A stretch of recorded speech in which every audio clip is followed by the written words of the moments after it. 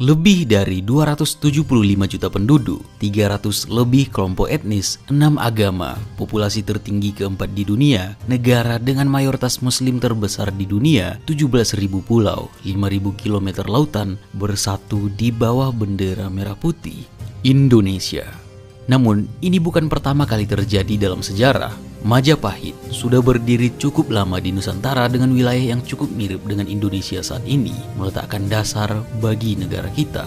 Majapahit sebagai talasokrasi, kekaisaran maritim, penguasa lautan, berdiri di abad pertengahan dari tahun 1293 Masehi sampai 1527 Masehi, berpusat di Trowulan yang kita kenal sekarang dengan Mojokerto, Jawa Timur. Majapahit penuh dengan cerita menakjubkan, mulai dari kemegahan, kekayaan, budaya, pemberontakan, kejayaan, perang saudara, dan nantinya kehancuran, dan menjadi salah satu yang paling menonjol dalam pengembangan politik, ekonomi, dan perdagangan global. Dan dalam video kali ini, kita akan mencoba untuk mengeksplor kegigihan dan ambisi yang mendefinisikan salah satu kerajaan terbesar dalam sejarah Nusantara.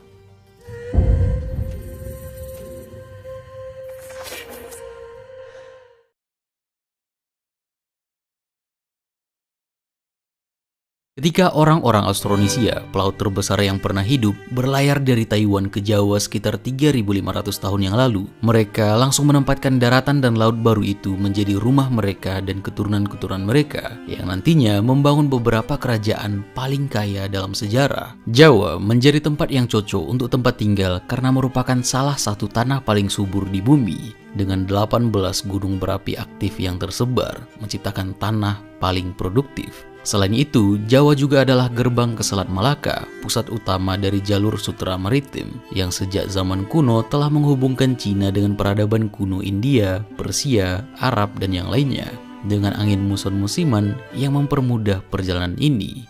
Sejak abad pertama Masehi, rempah-rempah di Indonesia telah melakukan perjalanan sejauh Kekaisaran Romawi, dan ini mayoritasnya didistribusikan oleh penguasa Jawa. Dengan semua ini, tidak mengherankan bahwa kerajaan-kerajaan yang berpusat di Jawa mampu mencapai tingkat kekuasaan yang luar biasa. Angin muson meniup pedagang asing ke Nusantara, yang dengan itu juga membawakan filosofi, ilmu pengetahuan, prinsip politik, dan juga agama. Austronesia awalnya adalah penganut animisme, namun kontak terus-menerus dengan peradaban India membuat mereka perlahan mengadopsi agama Hindu dan Buddha. Dan mulai dari tahun 8 Masehi, para penguasa mulai menggambarkan diri mereka sebagai avatar dari para dewa-dewa seperti Wisnu dan Siwa, dan menyebut diri mereka sebagai Dewa Raja atau Raja Dewa. Monumen-monumen raksasa kemudian didirikan menjadi bukti kemuliaan kerajaan seperti Candi Prambanan dan Candi Borobudur. Ini terjadi sebagian besar di kerajaan Mataram kuno yang berdiri pada abad ke-8 dengan raja-raja seperti Rakai Pikatan dan Dyah Balitung yang berhasil memperluas wilayah dan pengaruh kerajaan mereka. Pada abad ke-10, kerajaan Sriwijaya yang berpusat di Sumatera menginvasi Mataram dan membuatnya memundurkan ibu kota dari Jawa Tengah ke Jawa Timur. Dan pemindahan ini membuat kerajaan Medang terbangun sebagai ganti dan penerus dari tradisi dan kebudayaan Mataram kuno di wilayah Jawa Timur. Dan pasukan Wirawari yang diduga bersekutu dengan Sriwijaya pada tahun 1016 menyerang kembali Medang dan menghancurkan ibu kota. Namun, Airlangga, putra mahkota, berhasil melarikan diri dan mendirikan kerajaan baru, Kahuripan. Dan nantinya, untuk mencegah konflik antar pewarisnya, dia membagi Kahuripan menjadi dua kerajaan, yaitu Kerajaan Janggala dan Kerajaan Panjalu. Ken Arok pada abad ke-13, bangsawan dari Kerajaan Janggala, berhasil merebut kekuasaan dan mendirikan Kerajaan Singasari pada tahun 1222. Dan kerajaan ini mencapai puncaknya di bawah Kertanegara yang melakukan ekspedisi Pamalayu, memperluas pengaruh ke Sumatera dan menguasai kembali wilayah yang dikuasai oleh Sriwijaya. Dan disinilah Kubilai Khan, penguasa dinasti Yuan atau Mongol di Tiongkok, mulai merasakan ketertarikan terhadap Singasari yang mendorongnya mengirim utusan bernama Mengci untuk menuntut upeti dari kerajaan tersebut. Mongol ingin mengingatkan bahwa Jawa secara tradisional adalah vasal upeti Yuan. Namun, Kertanegara menolak tuntutan tersebut dan bahkan mempermalukan Mengci diri dalam prosesnya. Ini membuat Kubilai Khan mengirim ekspedisi besar ke Jawa pada tahun 1293. Sekitar 1000 kapal dengan 20.000 orang berlayar. Namun setahun sebelumnya, Jaya Kadwang, Adipati Kediri, bagian dari Singasari, melakukan pemberontakan dengan menyerang ibu kota di saat Kertanegara fokus dengan ekspedisi Pamalayu yang sedang dia lakukan. Dan pemberontakan ini berhasil. Kertanegara terbunuh dan ini membuat kekacauan politik hingga menghancurkan Singasari. Sampainya Mongol ke Jawa menyadari bahwa Singasari telah runtuh dan Kertanegara telah tewas. Raden Wijaya, menantu Kertanegara, berhasil melarikan diri dari kehancuran Singasari. Melihat kesempatan ini untuk melakukan balas dendam kepada Jaya Kadwang, dia berpura-pura tunduk kepada Khan Agung dan pasukan Mongol dan bersekutu dengan mereka untuk mengalahkan Jaya Kadwang. Dia mengatakan akan setia membayar upeti tahunan yang besar ke Istana Yuan. Dan dengan bantuan Mongol, Raden Wijaya berhasil mengalahkan Jaya Kadwang dan menghancurkan Kediri. Dan setelah itu, Raden Wijaya dengan licik berbalik melawan pasukan Mongol yang tidak mengenal medan dan kondisi lokal dan mengusir mereka dari Jawa. Mereka menyerang dari perbukitan dan hutan dan melakukan perlawanan asimetris terhadap penjajah Mongol. Mengetahui bahwa perang gerilya berkepanjangan akan menghancurkan mereka dengan mendalam dan angin muson yang akan segera berakhir akan menjebak mereka selama 6 bulan sebelum angin selanjutnya datang, para komandan Yuan memutuskan untuk meninggalkan Jawa dan berlayar pulang. Dan dengan ini, Raden Wijaya dengan kehandalan politiknya akhirnya mendirikan kerajaan Majapahit pada 10 November 1293 dan memahkotai dirinya sendiri sebagai raja pertama dengan gelar Kertarajasa Jayawardhana.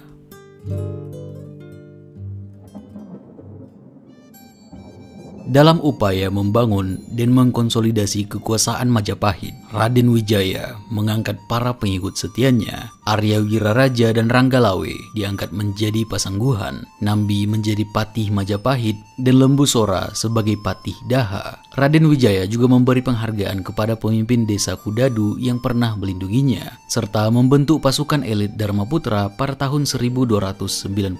Setahun setelahnya, pada tahun 1295, Majapahit mengalami perang saudara pertama akibat intrik Mahapati yang telah mengasut Ranggalawe untuk memberontak karena kecewa atas pengangkatan Nambi sebagai pati. Konflik ini berakhir tragis dengan kematian Ranggalawe. Arya Wiraraja kemudian menuntut janji pembagian wilayah dan Raden Wijaya mengabulkannya, membagi Majapahit menjadi Majapahit Barat di bawah Wijaya dan Majapahit Timur di bawah Wiraraja dengan ibu kota di Lamajang. Pada tahun 1300, Lembu Sora membunuh Kebo Anabrang sebagai pembalasan atas kematian Ranggalawe dalam pertempuran Tambak Beras. Mahapati memanfaatkan situasi ini untuk menyebarkan rumor bahwa Lembu Sora berencana memberontak yang berujung pada pembunuhan Lembu Sora dan 2 rekannya oleh kelompok yang dipimpin oleh Nambi. Insiden ini memperdalam perpecahan di dalam kerajaan. Raden Wijaya kemudian mengangkat putranya, Jaya Negara, sebagai Yuwa Raja atau Raja Muda di Kediri untuk memperkuat kerajaan dan mengurangi ketegangan. Namun, ketegangan internal dan eksternal terus berlanjut, dengan Jaya Negara menghadapi banyak tantangan dalam mempertahankan stabilitas kerajaan. Menurut Nagara Kretagama, Raden Dyah Wijaya meninggal dunia pada tahun 1309.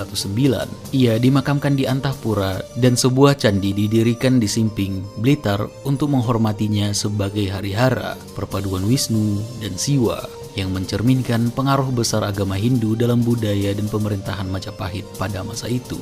Masa awal kerajaan Majapahit penuh dengan drama dan konflik. Namun melalui kecerdikan dan kepiawaian Raden Wijaya, kerajaan ini mampu bangkit dan menjadi salah satu kekuatan terbesar dalam sejarah Nusantara. Langkah-langkah strategis Raden Wijaya, dari penghargaan kepada pengikut setia hingga pembagian wilayah, menunjukkan betapa kompleks dan dinamisnya perjalanan menuju kejayaan Majapahit.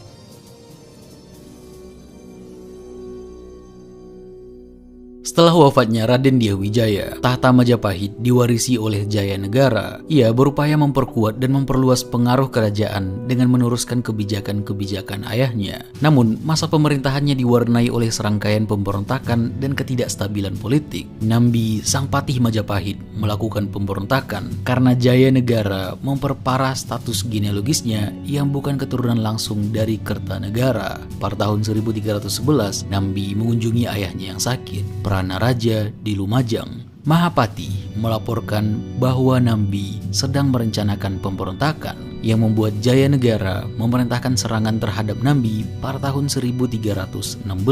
Pasukan Majapahit berhasil menguasai benteng Pajarakan dan Nambi beserta keluarganya tewas. Pada tahun 1319, Rakuti, salah satu anggota pasukan elit Dharmaputra, memberontak akibat ketidakpuasan terhadap Jayanegara. Konflik ini membuat Jayanegara mengungsi di rumah kepala desa Badandar. Gajah Mada, salah satu pemimpin militer terbaik sejarah Nusantara, muncul dan berhasil mengatasi pemberontakan ini dengan membunuh Rakuti dan mengembalikan stabilitas sementara di dalam kerajaan. Namun pada tahun 1328, Jayanegara akhirnya berhasil dibunuh oleh Tanca, salah satu anggota pasukan elit Dharmaputra, yang dendam karena istrinya digoda oleh sang raja. Tanca menikam Jayanegara saat pengobatan bisul dan nantinya dia dibunuh oleh Gajah Mada sebagai pembalasan. Setelah Jayanegara meninggal tanpa keturunan, situasi suksesi tahta menjadi rumit. Ibu Suri Gayatri, satu-satunya istri Raden Wijaya yang masih hidup, secara teoretis berhak atas tahta. Namun karena ia telah menjadi biksuni, biarawati dalam tradisi Buddha, ia tidak bisa memerintah. Sebagai solusi, putri sulungnya, Dia Gitarja, yang dikenal dengan gelar Tribuwana Wijaya Tunggadewi, naik tahta. Masa pemerintahan Jayanegara penuh dengan konflik dan intrik dan sangat susah untuk mempertahankan kestabilan dan kekuasaan, dan mungkin hanya bisa bertahan dikarenakan tokoh-tokoh penting seperti Gajah Mada yang menjaganya. Tribuwana Wijaya Tunggadewi sebagai raja baru di kerajaan Majapahit mendapatkan sambutan hangat dari para pejabat dan rakyat Majapahit. Berbeda dengan kakak tirinya Jayanegara yang pernah memimpin sebelumnya, Tribuwana memiliki karakteristik dan sifat yang lebih disukai oleh banyak pihak. Tribuwana memulihkan kepercayaan para pejabat dan memperkuat fondasi kerajaan. Didukung oleh suaminya, Sri Kertawardhana, yang juga keturunan Singasari, ia memastikan stabilitas dan kepercayaan di dalam pemerintahan. Kepemimpinannya membawa perubahan signifikan, memperkuat struktur dan fungsi pemerintahan Majapahit. Tribuwana menunjukkan kepemimpinannya dengan menaklukkan pemberontakan di Sadeng dan Keta pada tahun 1331. Dengan bantuan Gajah Mada, ia memimpin pasukan Majapahit untuk mengatasi perselisihan ini, memperkuat otoritasnya. Setelah penaklukan Sadeng, Rakrian Mahapatih Aryatada mengundurkan diri dan mengangkat Gajah Mada sebagai penggantinya. Gajah Mada kemudian mengucapkan sumpah palapa menggunakan gada, senjata tongkat perang, sebagai simbol kekuatan. Bersumpah untuk tidak akan menikmati kesenangan sebelum menyatukan seluruh Nusantara di bawah Majapahit. Di bawah kepemimpinan Tribuwana dan strategi Gajah Mada, Majapahit memulai ekspansi besar-besaran. Pada tahun 1343, Majapahit berhasil menaklukkan Bali dan berbagai kerajaan di Nusantara, termasuk Sumatera. Ini menandai awal puncak kejayaan Majapahit. Pada tahun 1350, setelah kematian ibunya Gayatri, Tribuwana turun tahta dan menyerahkan kepemimpinan kepada putranya, Hayam Wuruk. Meskipun turun tahta, ia tetap berperan penting sebagai anggota Sabta Prabu, Dewan Pertimbangan Agung Kerajaan, memimpin Majapahit melalui periode transformasi dan ekspansi, mengatasi konflik internal dan memperkuat kerajaan. Kepemimpinannya didukung oleh Gajah Mada, membawa Majapahit menuju puncak kejayaannya, menjadikan kerajaan ini menjadi kekuatan dominan di Nusantara.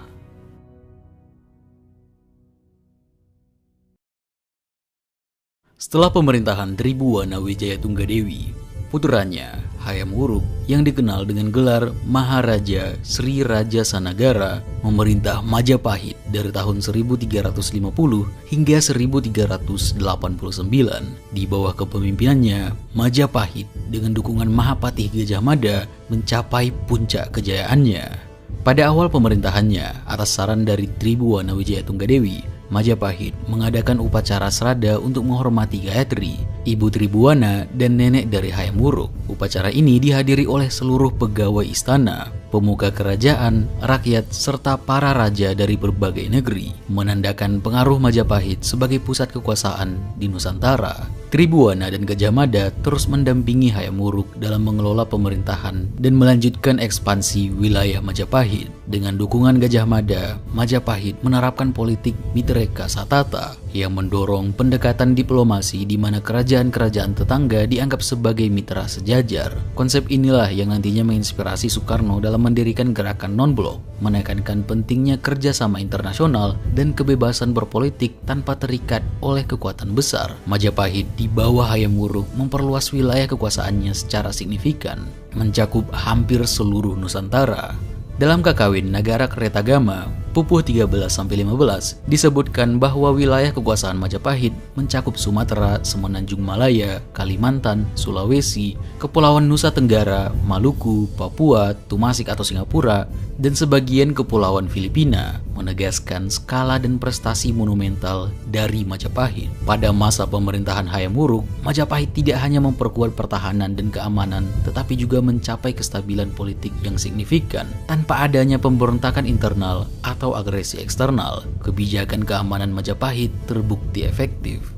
Selain fokus pada pertahanan, Hayam Wuruk juga mendorong pengembangan ekonomi melalui perdagangan. Hubungan ekonomi yang erat dengan negara-negara tetangga sangat penting, mengingat Majapahit menjadi pusat perdagangan regional. Majapahit sebagai kerajaan yang kaya sumber daya, memproduksi dan mengekspor barang-barang yang sangat diminati di pasar internasional seperti beras, lada, gading, timah, besi, intan, ikan, cengkih, pala, kapas, dan kayu cendana. Peran Majapahit sebagai produsen dan perantara dalam perdagangan regional memberikan keuntungan ekonomi yang besar dan memperkuat hubungan politik dengan kerajaan dan negara lain di kawasan tersebut. Kebijakan perdagangan ini tidak hanya memperkaya kerajaan tetapi juga memperkuat pengaruh politik Majapahit di Asia Tenggara, memperluas jaringan aliansi, dan menjamin stabilitas regional yang berkesinambungan. Dengan demikian, pemerintah Hayam Wuruk diingat karena kontribusinya terhadap pertumbuhan ekonomi dan kemakmuran Majapahit, selain pencapaiannya dalam memperkuat pertahanan.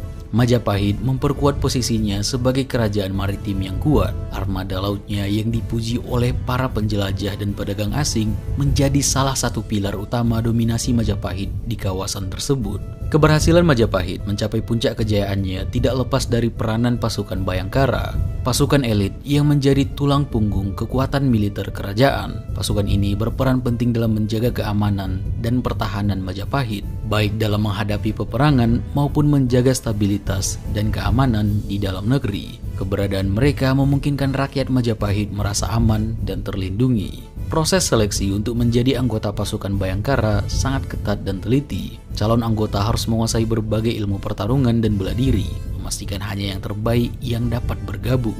Meski jumlah mereka tidak banyak, efektivitas pasukan ini sangat tinggi. Dikatakan bahwa satu anggota Bhayangkara memiliki kemampuan yang setara dengan 40 prajurit biasa.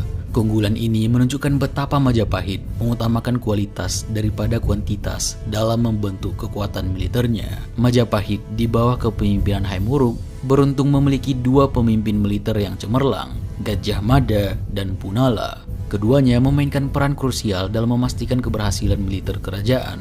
Punala yang spesies dalam pertahanan laut memiliki peran penting dalam mengamankan perairan Majapahit dan memastikan keamanan rute perdagangan serta operasi maritim. Di sisi lain, Gajah Mada sebagai Mahapati tidak hanya berperan dalam strategi militer, tetapi juga dalam operasi intelijen dan taktik penyerangan. Keterampilannya dalam merencanakan dan melaksanakan strategi militer membuatnya menjadi salah satu tokoh paling berpengaruh dalam sejarah Majapahit.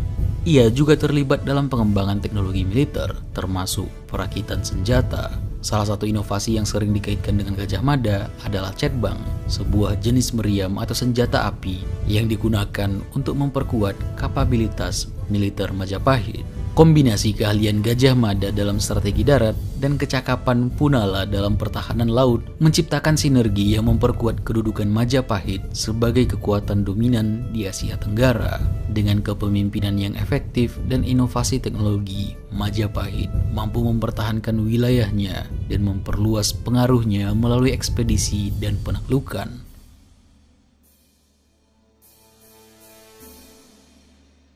Pada masa keemasannya, Majapahit mengalami kemajuan signifikan dalam bidang maritim dan menikmati kemakmuran ekonomi yang berlimpah. Kerajaan ini mengembangkan sistem perekonomian yang dinamis, ditandai dengan perdagangan antar kerajaan yang lancar, serta penerapan mata uang logam sebagai alat transaksi yang memudahkan perdagangan dan standarisasi nilai barang. Kerukunan sosial yang terjalin di Majapahit didukung oleh filsafat Bhinneka Tunggal Ika, Tanhana Dharma Wangro, yang berarti berbeda-beda tetapi tetap satu, tidak ada dualisme yang abadi. Filsafat ini menjadi prinsip yang mengatur kehidupan sosial dan politik di Majapahit, mendorong keragaman agama dan etnis untuk hidup berdampingan dalam harmoni. Filsafat ini juga yang nantinya menjadi inspirasi bagi ideologi Pancasila di negara kita, Indonesia, yang tetap relevan dalam menjaga kerukunan dan kesatuan di tengah keragaman budaya dan agama. Dalam skala internasional, Majapahit mendapatkan pengakuan sebagai kekuatan yang kuat dan stabil. Hubungan perdagangan dengan kerajaan tetangga seperti Thailand, Singapura, dan Malaysia menunjukkan jaringan dagang yang luas dan saling menguntungkan, memperkuat posisi Majapahit sebagai pusat perdagangan dan politik di kawasan Asia Tenggara. Interaksi ini tidak hanya melibatkan pertukaran barang, tetapi juga pengaruh budaya dan politik, menciptakan era perdamaian dan kemakmuran yang memungkinkan Majapahit mencapai puncak kejayaannya. Pada tahun 1363, Majapahit telah menjadi kekuatan laut dengan puluhan vasal, ratusan kelompok etnis, ribuan pulau, dan lebih dari 5.000 km lautan, menjadikannya penguasa laut terbesar di dunia pada saat itu dan terbesar dalam sejarah Nusantara. Pada puncaknya, Majapahit menguasai teras-teras padi di Jawa, jalur pelayaran Malaka, dan pulau-pulau rempah di Maluku. Ini menjadikannya kekuatan agraris, maritim, dan pesaing serius di antara kekaisaran terkaya di dunia. Rantai perdagangan Majapahit meluas melintasi lautan, menjaga hubungan dagang dengan kekaisaran Vijayanagara di India Selatan dan berbagai negara di Asia Tenggara maritim seperti Champa, Dai Viet, Kekaisaran Ayutthaya, dan Kekaisaran Khmer. Bahkan hubungan Cina-Jawa kembali stabil setelah dinasti Ming menggantikan dinasti Yuan. Majapahit tidak hanya mengandalkan kekuatan ekonomi saja, mereka memiliki angkatan laut yang kuat dengan kapal perang utama bernama Jong. Kapal ini dapat dengan mudah berhadapan dengan kapal dari zaman penjelajahan Eropa. Majapahit mampu merakit armada hingga 400 Jong bersama dengan ribuan kapal kecil lainnya. Selain itu, Majapahit adalah salah satu dari sedikit negara abad pertengahan yang cukup kaya untuk memiliki pasukan tetap penuh waktu. Pasukan profesional ini berjumlah 30.000 prajurit, terdiri dari infanteri, kereta perang, dan penunggang gajah.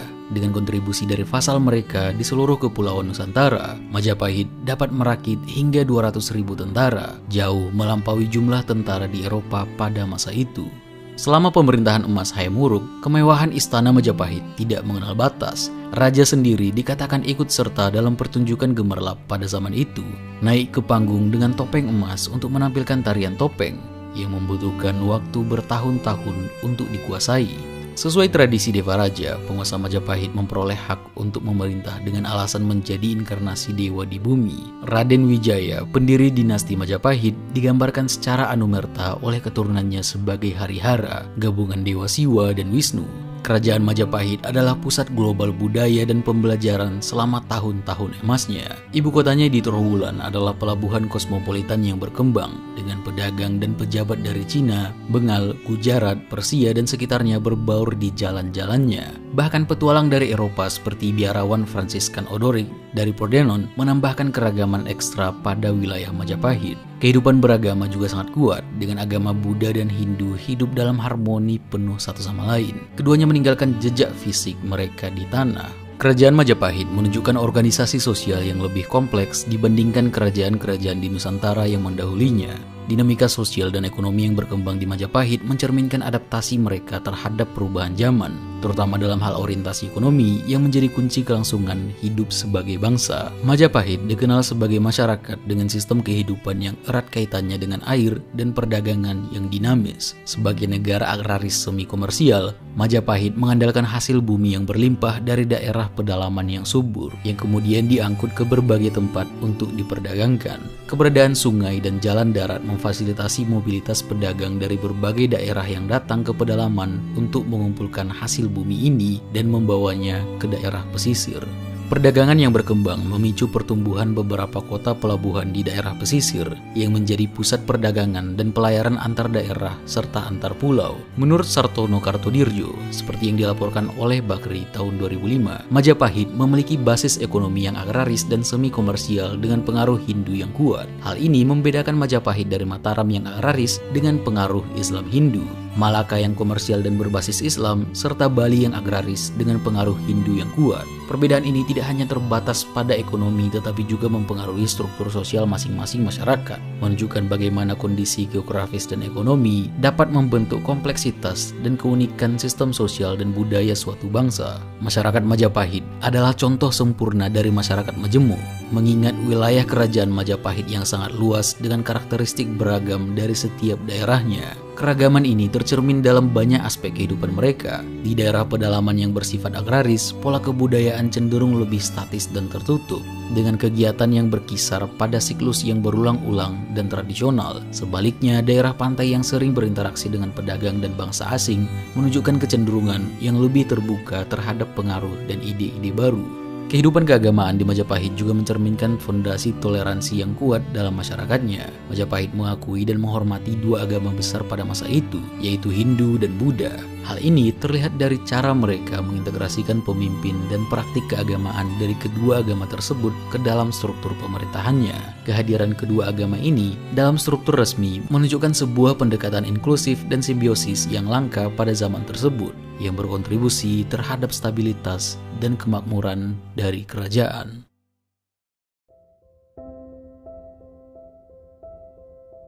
Pada tahun 1389, Raja Hayam Wuruk meninggal setelah memerintah selama 49 tahun. Kematian Hayam Wuruk membuka peluang bagi para Meswara, Raja Hindu dari kota Klien, Singapura, untuk menolak status vasalnya kepada tahta Majapahit. Pasukan Majapahit merespons dengan menyerbu wilayah Parameswara dan mengusirnya dari kotanya. Dipaksa dalam pengasingan, Parameswara kemudian nantinya masuk Islam dengan salah satu alasan memanfaatkan pengaruh perkembangan Islam di Nusantara yang sudah mulai berkembang dari perdagangan dari Arab, Persia, India, dan komunitas Muslim di Cina. Dia mengambil nama Sri Iskandar Shah dan mendirikan kesultanan dengan nama Kesultanan Malaka yang berkembang dengan bantuan Cheng Ho, pelaut Cina terkenal. Antara tahun 1405 dan 1433, Cheng Ho memimpin 7 perjalanan melintasi lautan yang semuanya melewati Jawa dan Selat Malaka. Pada tahun 1411, Parameswara bergabung dengan Cheng Ho dalam perjalanan kembali ke Cina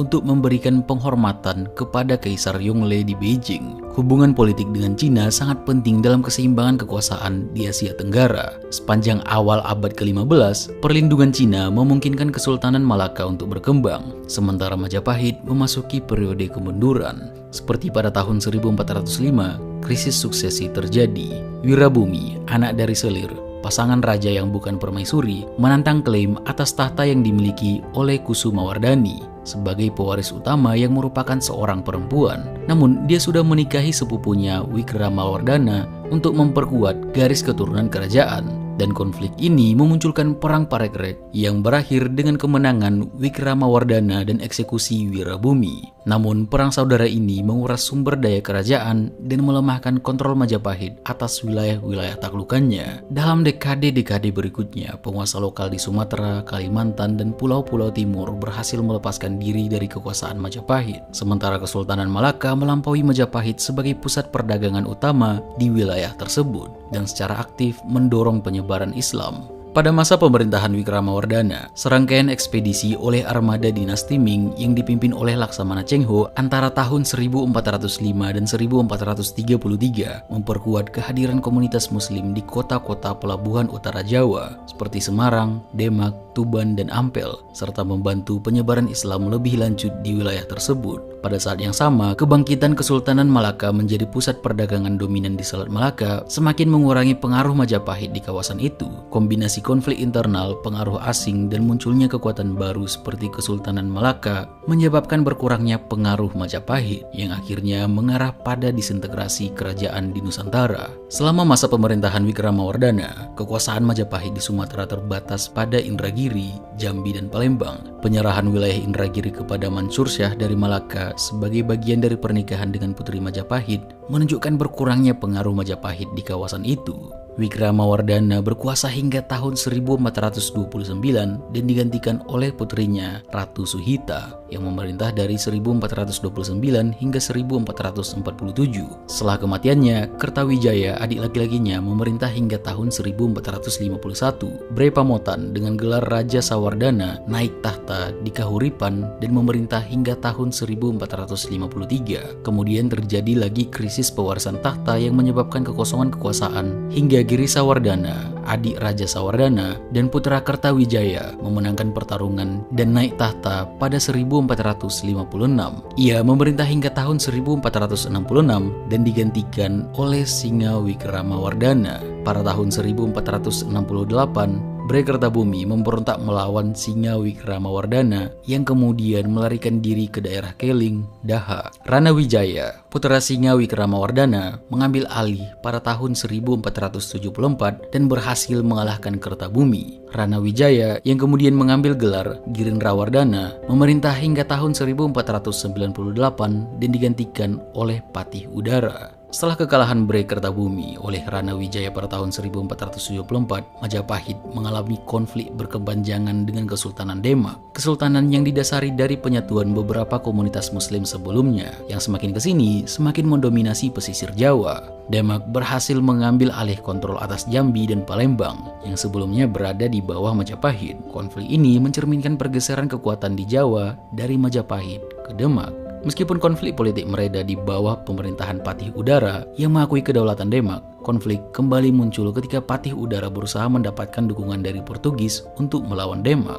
Upaya ini gagal dan pada tahun 1527, Demak melancarkan serangan yang mengakhiri eksistensi Majapahit sebagai entitas politik. Dengan runtuhnya ibu kota Majapahit pada tahun tersebut, kekuasaan di Jawa berpindah dari tangan Hindu ke tangan Islam, dengan Pati Unus dari Demak sebagai salah satu pemimpin kunci dalam transisi kekuasaan ini. Kelangsungan budaya dan tradisi Hindu dari Majapahit dilanjutkan oleh mereka yang melarikan diri ke daerah seperti Panarukan dan Belambangan di ujung timur Jawa, dan juga Pulau Bali. Kehadiran mereka membantu mempertahankan adat dan tradisi Hindu di kawasan tersebut. Demak memantapkan posisinya sebagai kekuatan regional dan menjadi kerajaan Islam pertama di tanah Jawa. Sementara Majapahit sebagai simbol kerajaan Hindu besar terakhir di Jawa menandai peralihan era di wilayah tersebut. Kejatuhan Majapahit memicu penyebaran Islam yang semakin kuat di Nusantara.